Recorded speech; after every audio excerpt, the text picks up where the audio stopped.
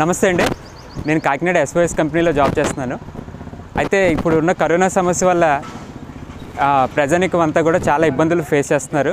అయితే ఇందులో ముఖ్యంగా ఎక్కువ మంది ఫేస్ చేస్తుంది డైలీ లేబర్ అండ్ ఎక్కువ కూలి పని చేసుకునే వాళ్ళు. వీళ్ళు ఎక్కడో నార్త్ ఇండియా నుంచి వచ్చి ఇక్కడ మనం చూసినట్లయితే వీళ్ళు నార్త్ ఇండియా నుంచి వచ్చి ఇక్కడ బొమ్మల వ్యాపారం అది చేసుకుంటున్నారు.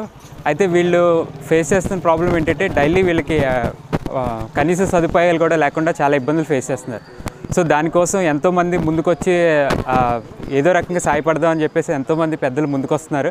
సో అయితే మా వంతు కృషిగా మేము కూడా చేద్దామని చెప్పేసి విఎస్బి సురేష్ గారు మమ్మల్ని కన్సల్ట్ చేయడం జరిగింది.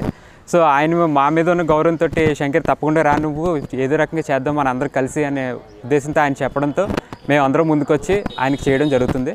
సో దీనికి మాతో పాటుగా మీ అందరి సహకారం కూడా కావాలని చెప్పేసి మేమందరం మనస్ఫూర్తిగా కోరుకుంటున్నాం. Thank you.